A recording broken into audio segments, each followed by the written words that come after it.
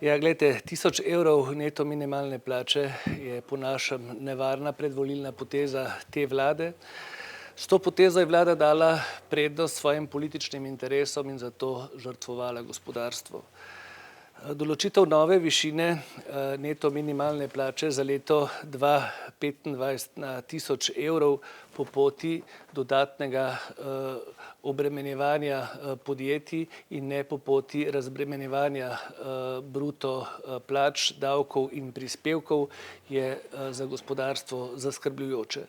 Tako izrazit dvig je ekonomsko škodljiv in bo povzročil velike težave slovenskemu gospodarstvu, predvsem tistim ranljivim podjetjem, ki se že zdaj borijo za svoj obstoj in za konkurenčnost na notranjem in na globalnem trgu. Se pravi, ta udarec bo za njih lahko tudi usoden. Škodljiv pa bo tudi za poslovno stabilnejša podjetja, saj jim bo v podjetjih zrušil plačno strukturo, ki bo imela za posledice slabše odnose in nižjo produktivnost v teh podjetjih.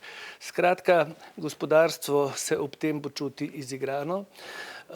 Podjetja in delodajalci so pri tem počutimo žrtve političnega kupčkanja, poraženci pa mislimo, da bomo vsi. Poraženci bojo tako podjetja, katerim bo to pomenilo bistveno višje stroške pri svojem poslovanju, zato se bojo mogla začeti racionalno obnašati in iskati rešitve. Mnoga podjetja bojo rešitve iskale v selitvi dela svoje proizvodnje ali pa tudi celotne dejavnosti izven meja Republike Slovenije. Mislimo, da to ni več vprašanje.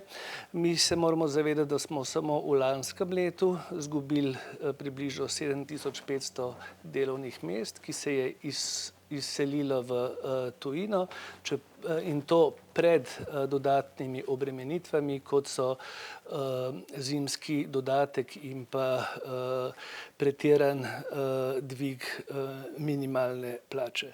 Poraženci bodo tudi zaposleni.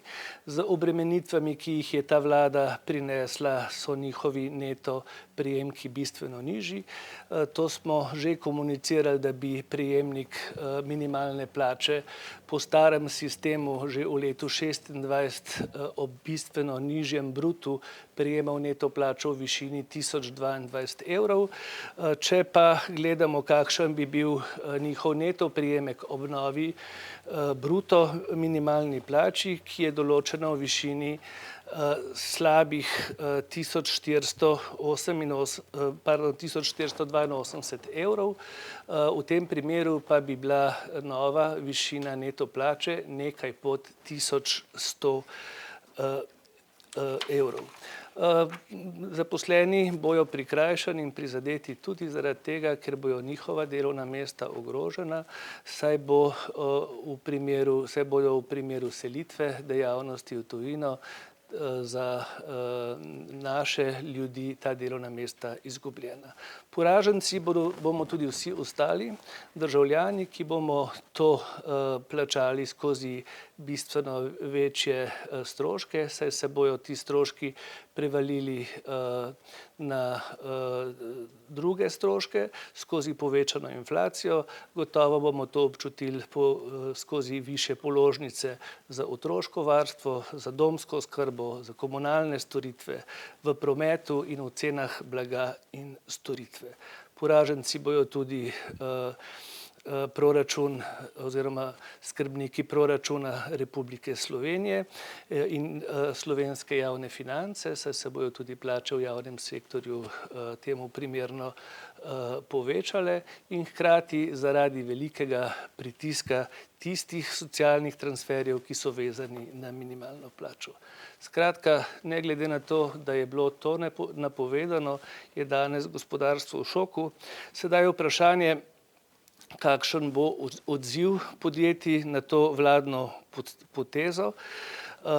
predvsem tistih podjetij iz tujine, ki tovrstnega ravnanja niso vajena, saj ugotavljajo, da je slovensko poslovno okolje neprijazno in nekonkurenčno in jih bo to gotovo odganjalo iz našega poslovnega okolja.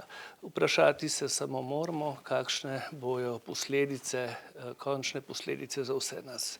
Naj še povem podatek, da smo na Gospodarski zbornici Slovenije predhodno naredili anketo v eni od panog slovenskega gospodarstva, in sicer na Združenju kovinske industrije, kjer je kar 79% podjetij napovedalo opazen pad njihovega obsega poslovanja v primeru tako drastičnega povečanja minimalne plače. 10%, tretjina podjetij ocenjuje, da bo padec njihove aktivnosti 10% in več. Približno polovica podjetij razmišlja o selitvi dela svoje dejavnosti ali pa v celoti v tujino. Izgubo delovnih mest pa napoveduje 70% podjetij, in sicer 21% ocenjuje, da bo ta izguba delovnih mest tudi 30% in več. Toliko z moje strani.